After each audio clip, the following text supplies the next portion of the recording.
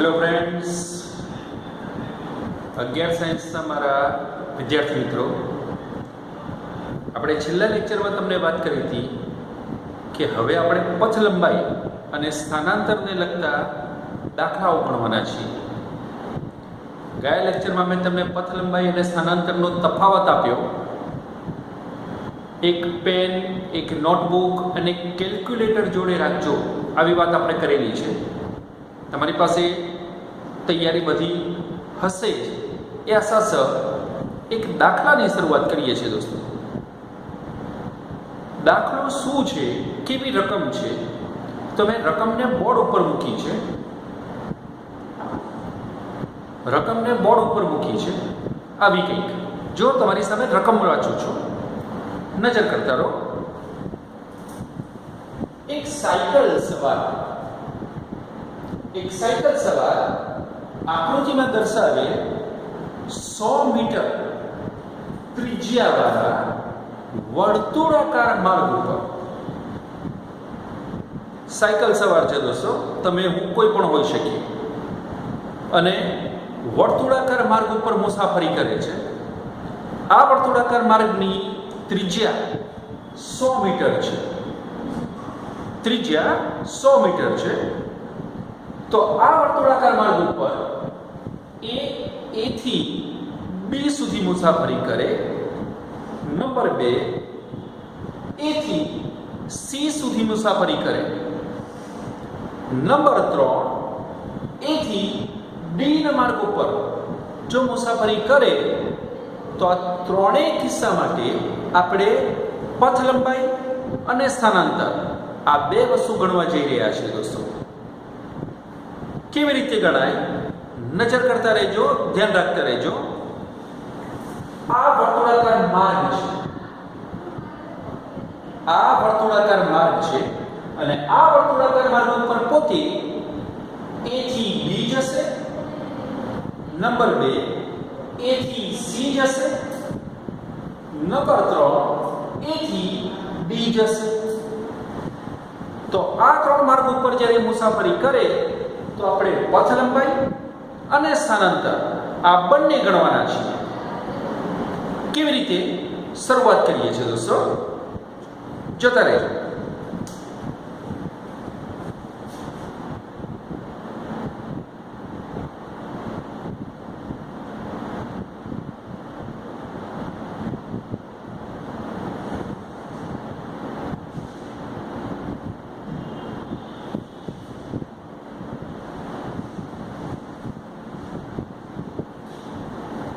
આપણે પહેલો માર્ગ પસંદ કરીએ છીએ એ થી બી.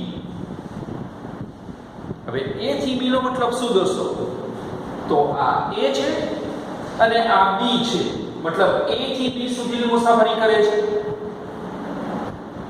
દોસ્તો જો સમજી શકો તો આ સમગ્ર છે વર્તુળાકાર માર્ગ, અને આ વર્તુળાકાર માર્ગનો એ થી બી સુધીનો ભાગ બોલીએ તો યાદ કરો ધોરણ 10 ને, એ થી બી સુધીનો ભાગ એ વર્તુળનો ચોથો ભાગ થયો.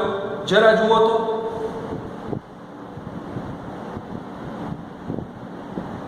એ થી બી સુધીનો જે ભાગ છે તે સમગ્ર વર્તુળનો ચોથા ભાગનો ભાગ થયો. તો આનો મતલબ એ થયો કે જો પથ લંબાઈ ગણવી હોય તો એ થી બી સુધી પથ લંબાઈ માટે સમગ્ર વર્તુળ કેટલાનું હોય દોસ્તો, આખું વર્તુળ પરિઘ કેટલાનો હોય, ધોરણ 10 ને યાદ કરો. સમગ્ર વર્તુળનો પરિઘ જો યાદ હોય તો એ હોય 2πr જેટલો. 2πr જેટલો આખો વર્તુળનો પરિઘ 2πr જેટલો હશે. અને એ થી બી જેટલો જે ભાગ છે એ 2πr નો ચોથો ભાગ થયો. ઇટ મીન્સ પથ લંબાઈ એ થી બી માટે 1/4, 1/4 ભાગની, પણ કોની, તો પરિઘની. પરિઘ હોય ગુણ્યા પાઈ આર. બોલો બરાબર છે. હવે જો સાદું રૂપ વિચારો દોસ્તો, સાદું રૂપ વિચારો તો બહુ સરસ ઈઝી છે. 1/4 multiply by 2 multiply by 3.14 multiply by ત્રિજ્યા 100 મીટર છે. તો વાત બહુ સરળ થઈ ગઈ. 2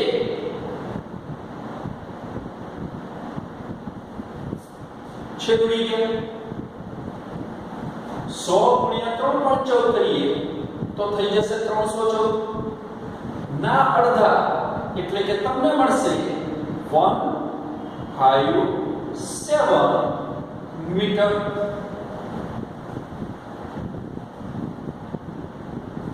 તમારી પાસે કેલ્ક્યુલેટર હાજર છે. 2 ગુણ્યા 3.14 ગુણ્યા 100 આ જે કિંમત આવે ભાગ્યા 4 કરી દો તો 157 મીટર મળશે. આ થઈ પથ લંબાઈ A થી B માટેની. હવે વાત કરવી છે સ્થાનાંતરની દોસ્તો. યાદ કરો આપણે વાત થયેલી છે કે સ્થાનાંતર હંમેશા સુરેખ ગણવામાં આવે. A થી B સુધીનું સુરેખ માર્ગ. આકૃતિ ઉપર નજર કરો.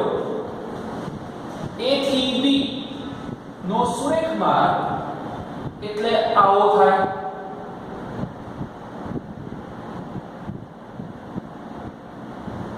બરાબર છે. A થી B નો સુરેખ માર્ગ આ રીતનો થશે. જો ધોરણ 10 નું સામાન્ય ગણિત યાદ આવે તો તમારી સામે કાટખૂણો બની ગયો અને આ કાટખૂણામાં આ થઈ ગયો 90 ડિગ્રીનો કાટકોણ. દેખાય છે? તો મતલબ સીધો થયો દોસ્તો. મતલબ સીધો થયો કે તમારા માટે AB જે છે એ કાટખૂણાનો કર્ણ બની જાય. જો હું તમારા માટે કેન્દ્રને એક નામ આપી દઉં O, તો કાટખૂણો બને છે AOB. આ કાટખૂણા માટે મારે AB નું માપ ગણવાનું છે દોસ્તો.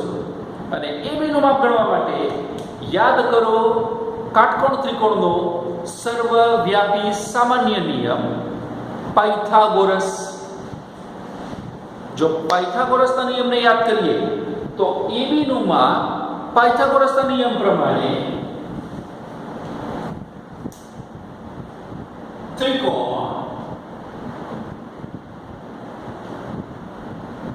AOB માટે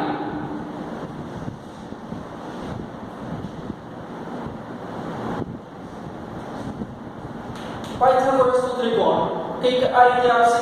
જરા જોઈ લો. AB નો square is equal to OA નો સ્ક્વેર વત્તા OB નો સ્ક્વેર. બરાબર છે? આ પાયથાગોરસનું સૂત્ર યાદ આવી ગયું. હવે મારે આનો સ્ક્વેર નથી જોઈતો દોસ્તો. તો ધોરણ 10 નો નિયમ સામાન્ય વાપરીએ કે આ સ્ક્વેર અહીંયાથી દૂર થશે તો આ જગ્યા ઉપર થઈ જશે સ્ક્વેર રૂટ. બરાબર છે? આનો મતલબ થયો કે આ બરાબર OA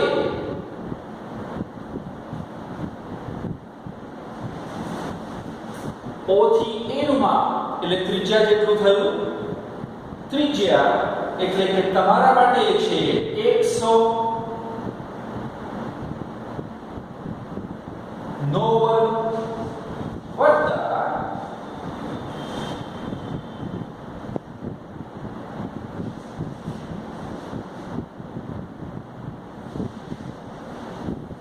OB.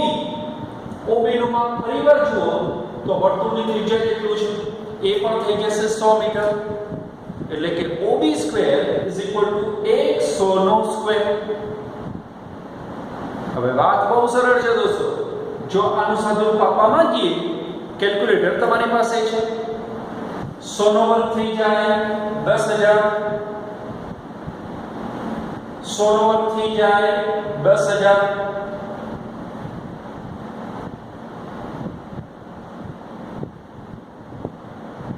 બોલો બરાબર છે.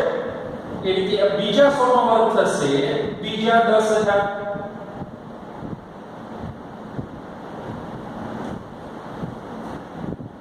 ટોટલ કેટલા થશે તો વર્ગમૂળમાં 20000.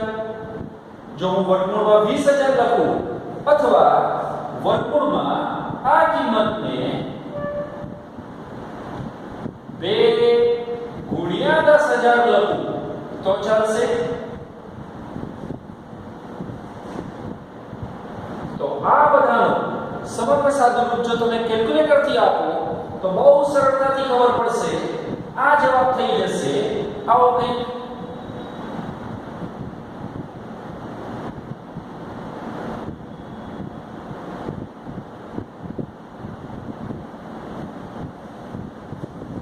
બોલો બરાબર છે. It's 100 into √2. હા, √2 તમને જો કેલ્ક્યુલેટર થી કાઢતા ફાવે કે 2 અને પછીનું વર્ગમૂળ દબાઈ દો તો 2 નું વર્ગમૂળ મળશે તમને 1.41. 1.41 ગુણ્યા 100 એટલે આ જવાબ તમને મળે 141 મીટર. આ થઈ ગયું A થી B સુધીનું સ્થાનાંતર. હવે કિસ્સા નંબર 2 માટે મને કીધું છે A થી C સુધીના આકૃતિમાં A અને C ક્યાં દેખાય છે તો A C તો બેઝિકલી તીરને જુઓ તો મુસાફરી આ માર્ગ ઉપર થાય છે.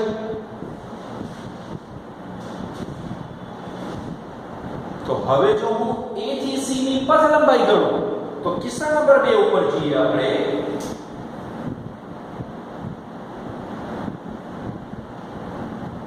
A થી C તો તમે વિચારો દોસ્તો A થી C સુધી જવું એટલે કે આટલી મુસાફરી કરવી.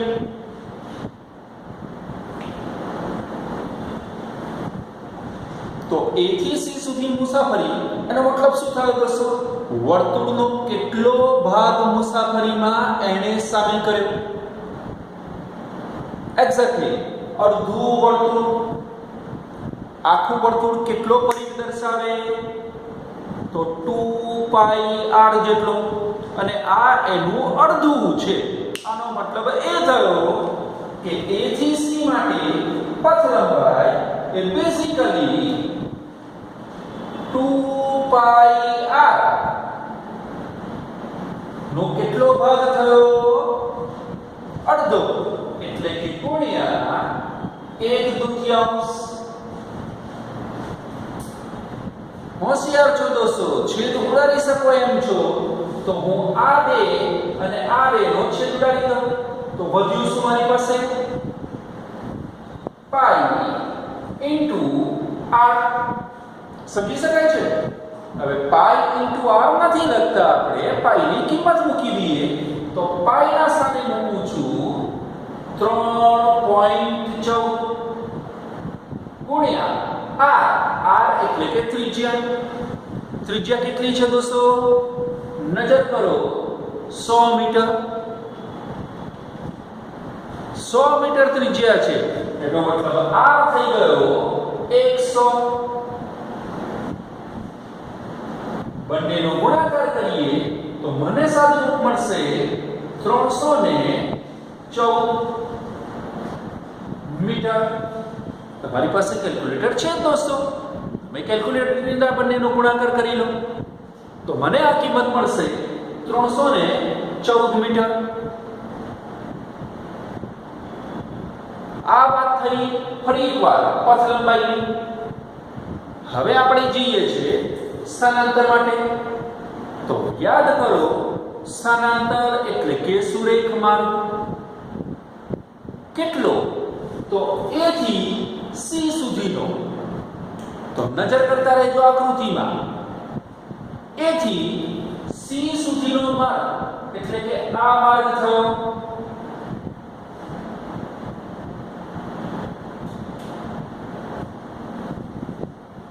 દોસ્તો A થી C સુધીનો માર્ગ જે તમને મેં આકૃતિમાં દોરીને બતાવ્યો છે એ બેઝિકલી એક વ્યાસ જેટલો થયો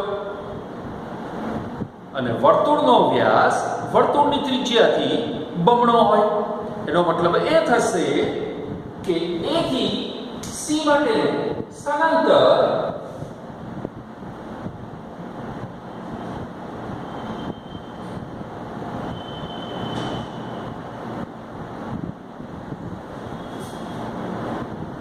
ટાઈમ્સ r જેટલું એટલે કે વ્યાસ જેટલું થયું વ્યાસ બરાબર 2 ગુણ્યા ત્રિજ્યા એટલે કે 2 ગુણ્યા ત્રિજ્યા 100 તો આપણી પાસે આ જવાબ હશે 200 મીટર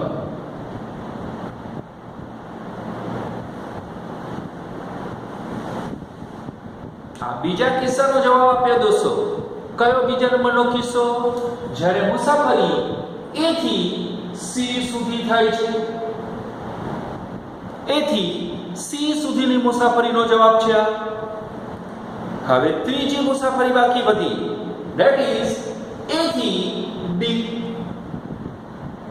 A થી D ની મુસાફરી આનો મતલબ શું દોસ્તો ચલો ફરી એકવાર જતા રહીએ A થી D ની મુસાફરી માટે નંબર 3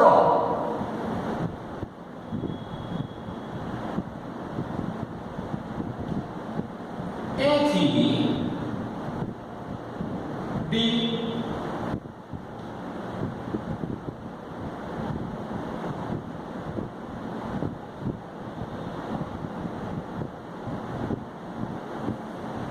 હવે વાતને સમજો દોસ્તો A થી D એટલે આપણી આકૃતિમાં આપણા વ્યક્તિએ કાપેલો આટલો ભાગ જરા આકૃતિને જુઓ A થી ફરતા ફરતા ફરતા ફરતા ફરતા ફરતા ફરતા ફરતા ફરતા D સુધીનો માર્ગ તો દોસ્તો આ જે માર્ગ થયો એ આખા વર્તુળના 3 ભાગ જેટલો થયો આ 1 આ 2 અને આ 3 ભાગ જેટલો બોલો બરોબર છે દોસ્તો હવે ટોટલ આવા વર્તુળના 4 ભાગ છે તો આનો મતલબ એ થયો કે સમગ્ર પરિઘ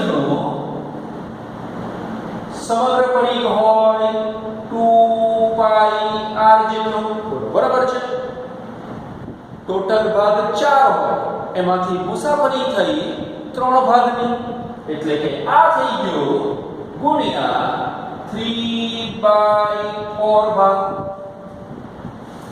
1 2 અને 3 ભાગ તો 3/4 ભાગ જેટલું ટોટલ 4 માંથી 3 ભાગ મુસાફરી કરે છે દોસ્તો ઇટ મીન્સ 3/4 ચલો આની અંદર કિંમતો મૂકીએ તો ફરી એકવાર 3 multiply by 2 multiply by 3.14 multiply by r એટલે કે ત્રિજ્યા છે 100 ભાગ્યા 4 તો છે બરાબર હવે વાતને સમજો દોસ્તો કેલ્ક્યુલેટર તમારી પાસે હશે જ તો આનો મતલબ થયો આ થયા 314 ના અડધા એટલે કે 157 અને 157 ના 3 ગણા કેટલા થશે 1 ગુણ્યા 3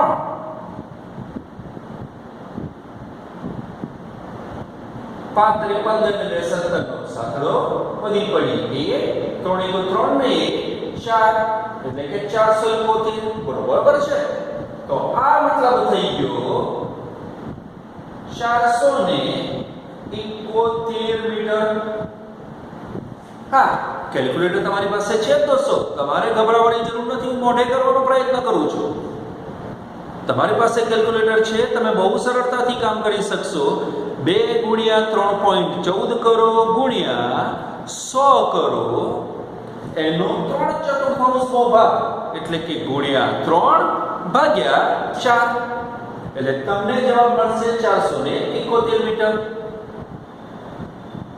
હવે જો હું A થી B માટેનું સ્થાનાંતર કરું તો દોસ્તો સ્થાનાંતરની શરત શું સ્થાનાંતર હંમેશા સુરેખ મળે એટલે કે A થી B સુધીનો સુરેખ માર્ગ જરા નજર કરજો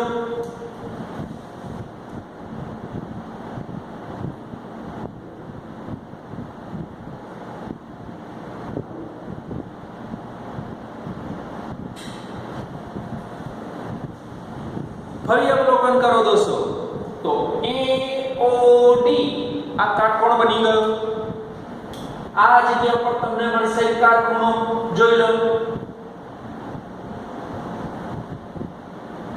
તો આનો મતલબ થયો DA જેટલો જે ભાગ છે એ ફરી એક વખત તમને મળશે પાયથાગોરસથી એટલે કે ત્રિકોણ AOD માટે AB બરાબર √ હમણાં આપણે આ કામ કરી ચૂક્યા છીએ અહીંયા OA² વત્તા OB².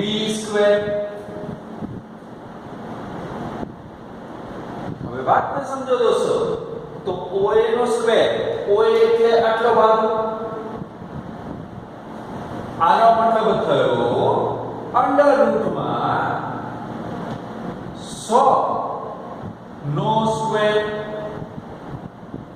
વત્તા ફરી એકવાર 100 નો સ્ક્વેર OD આ પણ ત્રિજ્યા છે OA આ રહ્યું એ પણ ત્રિજ્યા છે અને ત્રિજ્યા 100 મીટર છે તો મતલબ સરળ થઈ ગયો કે આ જવાબ જો તમે નજર કરી શકો તો આ જવાબ જેવો હોય જરા જુઓ તો આ જ છે તો મતલબ થયો કે આ જવાબ હશે 100 √2 મીટર